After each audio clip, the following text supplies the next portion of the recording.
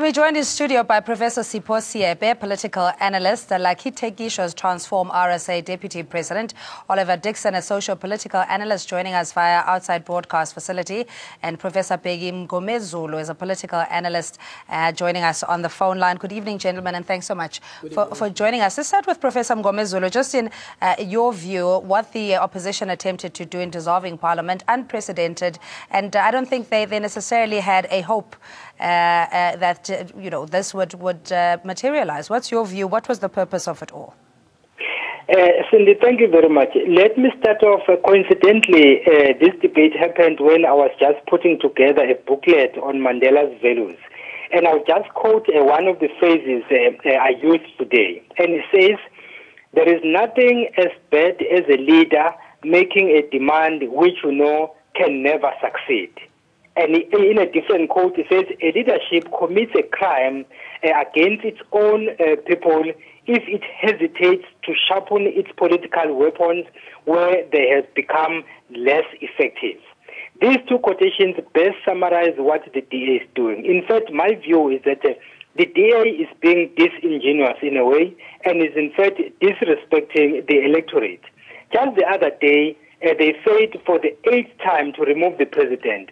And in a couple of weeks, they are now going to Parliament again. So basically, they said 9 times to remove the president from office. Then the question is, what is the agenda that the DA is pushing right now? And what does it say about the electorate who voted the very same president into office? So basically, the DA is being disingenuous. The fact that the EFF, the NFP, and all other political parties have turned against the DA should give a warning that the DA has completely lost it and they must go back to the drawing board and re-strategize, because the plan they're trying to carve is not working and it's not going to work. Stay on the line, please, Professor Mgomezulu. Professor Siepe, just your view in that it seems like an epic failure, especially if they relied on smaller coalition parties that they're already in partnership in other metros. This time around, they didn't get the backing that they were hoping for. Well, it reflects a certain level of desperation. First, it also reflects the absence of policy alternatives. What the DA seems to be standing for and has stood for in the last few years is their hatred for the president of the ANC. And they are not able to utter a statement without mentioning Jacob Zuma. So if you now want to allow a situation where Parliament should continue without Jacob Zuma, it becomes a problem. So what you do, you try to find every other excuse so that every other sentence can have Jacob Zuma in it. So this is what the DA has actually now been understood to stand for. But at the same time, you should also understand that they are misreading the polls that they themselves create, that create a sense that you are now in charge. So remember, there's a symbiotic relationship between most of our media and some of the organizations that do the polls. And they give an impression that you have support on the ground. And you also see, even with the marches, some of the media houses will underplay the marches that show support of the ANC, even of the president, and give this impression that now is the time. But at the same time, you could also say, given the infighting within the ANC, this is one of those cases you call Tata Machans. But for them, it is for as long as we continue having President Zuma on in the public space, we are going to create further divisions within the ANC. So it is a strategy that they're using. They know full well that this motion was dead in the water. But what has been good is the unity that you saw also within the opposition, to simply saying, let us actually respect the people, that you may dislike the president, but the ANC had been voted by the people. So the first thing that you need to do is to respect those voters.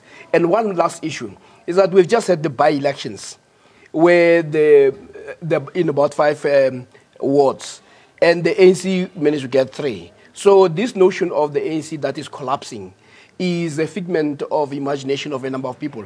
But at the same time, one should also acknowledge that the ANC is its worst enemy, as Floyd Shibambe was saying, that if the ANC is left on its own, it might move towards self-destruction. But once you attack it as a collective, then you see the ANC coming together. Yeah. All right, let's get Mr. Oliver Dixon on the line. I beg your pardon.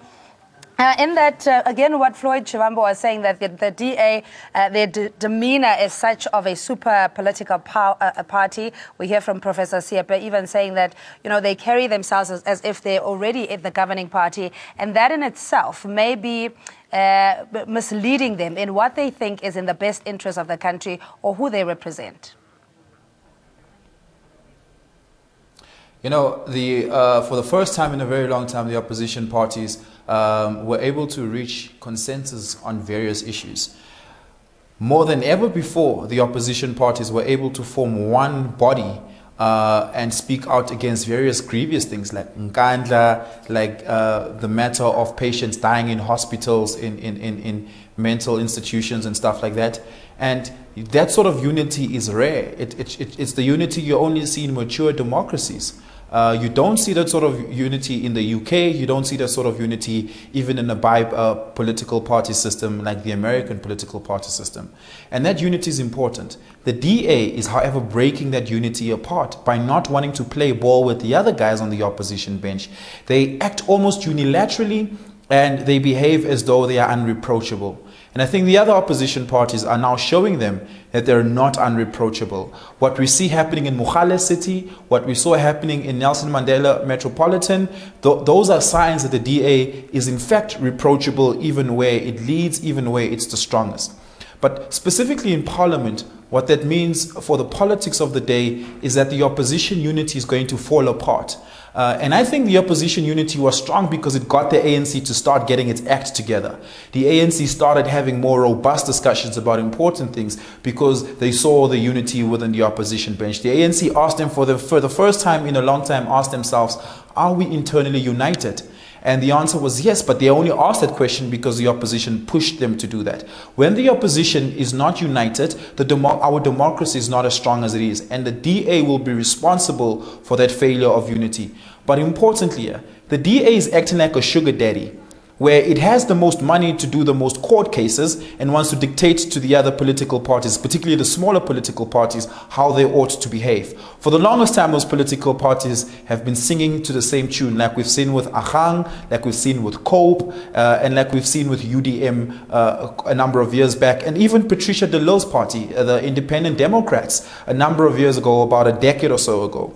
They were able to dictate to those parties' behavior, and I think that's coming to an end. So the DA itself needs to ask itself, what unity do we have amongst ourselves, and are we doing this thing correctly? All right, just stay on the line, please, Mr. Dixon. So this a relationship it's obviously not of equals, as I'll use your analogy of a sugar daddy dictating to his concubine. In this case, would be what the DA would have expected from the opposition. But they keep lamenting the fact that the Speaker of Assembly failed to hold the House accountable. The National Assembly is not able to execute its duties because of the violation of the Constitution by the President and the lack of accountability or instruments being in place in the National Assembly. Do you think that was allegation, I suppose I could call it, was adequately responded to by other members of Parliament? Yeah, no, I think quite well, by the way. But what is key also, in addition to what you said, I've heard the DA Chief Whip, Honorable Steenhuisen, also lamenting that they can't wait a further 2 years before they can topple the ANC, so to say. And perhaps I want to agree with what Prof said here in relation to them living in a dream world, really. Because firstly, they don't know the numbers. But secondly, their narrative is pushed by the influence of this media that is against us, but also influenced by money and all of that. But that makes them to think that they have the numbers. I can say without doubt that it's just a few minority elite of them that might think that they have the numbers. They don't have the numbers. And I want to say now here also that the ANC will govern the ANC, will and must govern the ANC for the next 2 years plus up until 2019 and beyond 2019, because that's a fact. But the second issue is they also raise the issue of the legitimacy crisis, which is only for them. That is in the eyes of the beholder. You know, it's them only who sees this legitimate crisis that we are in currently. I don't see any of that. And I can tell you now, even the majority of the people of South Africa don't see. It's again that elite, very few elite of them, that thinks that we are in a crisis in this country. Professor Ngomezulu, would you agree that, as one MP was saying, that this from the Democratic Alliance is a self-serving attempt to undermine the will of the people? Absolutely, absolutely. The issue of majority rule does not seem to hold as far as the DA leadership is concerned. Because if you look at the numbers, we have 400 members of parliament, and then all opposition parties put together will give you 151, and then for you to remove the president, according to section 89, subsections 1 to 3 of the constitution, you need the majority, and the majority means that you have to have at least 201. And then where to get those numbers? I think the DA was deceived by the previous vote in August, where there was a small margin between those who supported the DA and those who opposed the DA. So then they were of the impression that they might have amassed the numbers. But the reality of the matter is the way the DA is doing things, it is acting unilaterally, which is the same accusations they are leveling against the president, that he's acting without taking into cognizance the wishes of the people. That's exactly what they are doing. Because if the leadership of the DA was aware, they would have realized that the very same opposition parties that had supported it on the 8th of August were open about it. They were frank about it. They said, when the DA goes to Parliament to raise a motion to dissolve Parliament, we are not going to support that, because that is tantamount to throwing the baby with the bathwater. They had failed seven times, and the argument was that the reason why they failed is because the vote was held in the open. Then they said if it's done secretly, they will definitely win. That was for the 8th time. They failed dismally, and then now my money comes and says, because we have failed 8 times, the only result we have is to dissolve Parliament. So for me, that is tantamount to then throwing the baby with the bathwater. Then the question is, what do you say about the electorate who voted you into office, and who voted the president into office, and who voted the ANC to be the ruling party until the next election? So basically, the DA is not answering all those questions. As to why, only them know. Professor Siepe, just so, again, the DA is saying that they promote the aspirations of the majority of South Africans. We've heard them saying that the majority of South Africans are tired. You know, they cannot wait. 2 years is going to cost us a huge liability. And I understand that it's all posturing, but in the bigger scheme of things, in your view, what more can we make out of what it is that the DA is trying to do? Well, I think the most obvious is miscalculation. And secondly is grandstanding. They want to be seen as a party that leads against the ANC. Hence, they've decided to abandon their own partners, their partners that normally support them. This is why they got a strong rebuke from the EFF. But what they also miscalculate is the issue of self-interest. Some of the smaller parties know that they come 2019, they're going to disappear. I mean, I don't think COPE will survive. I don't think that the UDM will survive. So these parties, it's in their interest to remain. Maybe the EFF will actually do better than these other parties. But self-interest also drives members of parliament to say, I want to remain, because if you're to have an early election, what it means that the parliament must dissolve, and some of the members of the ANC may not be sure that they will come back. But to move towards the removing of a president through a motion of no confidence was not going to cost some members of parliament any seats. What was going to happen is that they are going to have the collapse of government, and probably an arrangement where a new president, a caretaker will be put there, and the members of parliament will be there. So when you begin to tamper with self-interest, you are going to have resistance. So it does not come as a surprise. But for the DA, it also makes sense because they see the ANC at its weakest. So if you want to really win and win big, this is the time to go for elections. But how would a dissolution of parliament, and especially in the constitutional democracy that we're in, how does that benefit the interests of society? If, for example, the 14 million odd or so that have voted the ANC in power in the last local government elections, how is this constitutionally beneficial to South Africa? No, I think it's really not going to be beneficial in the sense that people have made their choices and they're quite happy because it's only, like I said, a few of them that might be able to have some challenges. But in relation to having to go again and have elections, firstly, it's going to cause a lot. There's no doubt about it. But secondly, we think it's not going to help because there will be challenges in relation to having to start again a process of going to the elections, and the issues of service delivery will be affected in the process up until we go to next elections. And really, I think what is currently happening is that we see that there is this push towards service delivery with speed, and I think that will be affected in a way.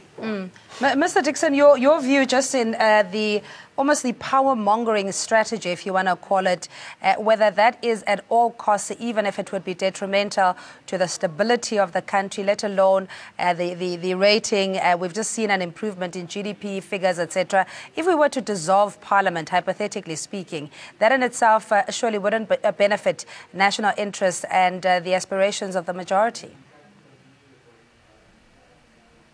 Look, any answer to that would be speculative, Cindy. I'm not an economist, so I can't tell you what will happen to our currency or our GDP if Parliament were to dissolve. I don't even think economists themselves would reach consensus on that question, given just how complex and unpredictable the markets are, just and unpredictable the global community is. But importantly is that if the DA really believed in the dissolution of Parliament, and if they really wanted to advocate for that, they would have resigned, right? The ruling that came out of the Concord was that the National Assembly had failed to hold the executive to account. That means the National Assembly is in breach of its constitutional mandate. That means the National Assembly, all of them, all 400 members of them, need to look internally to themselves and ask what were their complicit action in that, and they need to act on that. The best action to that is that for all of them to actually resign. And that's what the EFF asked. The EFF said the DA is big enough that if all of them resign, that Parliament will not meet quorum and Parliament has to be then dissolved. But the DA is not willing to take that route of politics because they are not comfortable with ceding their own power for the greater good. They want to hold on to power because it makes them feel valuable. But ceding the power would be for the greater good, if they believe in it truly. That's to say, if they dissolve Parliament, it means they give South Africans a second chance to elect a National Assembly. It gives South Africans a second chance within, one term right, just to vote for quickly, another president. Mr. And they may vote differently. Yeah, I think the question that you're asking is a very important one. How does this serve the rest of society? And this is what democracy is supposed to do. And this is what our people who are elected are supposed to do, to represent the majority. And what does the majority say on a daily basis? The majority says on a daily basis, we would like to have a government to deliver on houses, we want water, we want schools that functions. I mean, if you look at every day, there are protests. And those protests have little to do with what is happening in Parliament. So I do think that our politics needs to be refocused. The people must be at the center of every activity. But what you see here is parties that have become obsessed with one item, and they can't move away from that. What we should be obsessed with is making sure that there's a better life for all. All right, Professor Mgomezula, you also, there's a quote here from Themba Godi, who said that the DA in this case is more an ideological chamber of big business, that it is about self-interest and not necessarily whether the country ought to go, that being the second transition of economic transformation. No, I share those sentiments, because if you look at what the DA is doing, I concur also with Professor Siepe when he says what the DA is doing is nothing but grandstanding. And in fact, my view is that the arrival of the EFF has disorganized the DA. The DA officially is the official opposition. It is the second largest party after the ANC. So ordinarily, you would expect the DA's voice to be louder than that of the EFF. The EFF, of course, with all its shortcomings, like pushing political rhetoric, but it's even more visible than the DA. And then in the process, the DA is frustrated. They don't know what exactly to do. They are the official opposition, but they don't seem to hold the government accountable, and they don't seem even to understand the very same laws that they are supposed to implement. For example, the point that has been mentioned earlier was quite crucial, that the first call for the president to leave office was even much better, because what would have happened constitutionally, the president was going to leave office, and then his cabinet was going to be dissolved, but then parliament was going to remain intact. Right, and then constitutionally again, the speaker, Balekambete, was going to hold the reins for at least 1 month, during which time then the parliament was going to elect another president. And given that we are using proportional representation, in all likelihood, that president will still come from the ANC, and the DA will still be the opposition. So basically, there is no logic in what the DA is doing. I don't seem to understand what they are doing, and I don't think they do also. Yeah. Now, just for clarity, though, I mean, Mr. Dixon earlier said that if the DA were to resign, that would then force the dissolution of Parliament. But if the ANC have the requisite numbers to form a quorum, that wouldn't necessarily be the case. Yes, no, that's true. But I'm not sure whether, even if they are going to resign, that will cause a dissolution of Parliament. Because I read something that was wrote by Professor Piri Force that argue to say, even if they can resign, that does not necessarily mean that Parliament will be resolved, because what it actually means is that Section 46(1) just put a limitation of the numbers that they must be able to be in Parliament from 350 to 400. Now, if those numbers are within that range, even if they can leave, they will still be able to continue with the work of Parliament. So they can resign and help us. All what we will do is to create vacancies that can be filled anytime. All right, we're going to have to leave it there. As always, thanks indeed to our guest, Professor Siepe, Siepe, political analyst. We're going to ask you to remain for our next debate.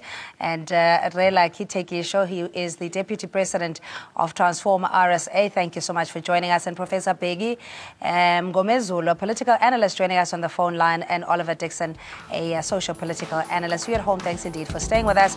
Up next, we'll be looking at the EFF and the UDM and COPE's attempt at the Constitutional Court and how that played out. Do stay with us.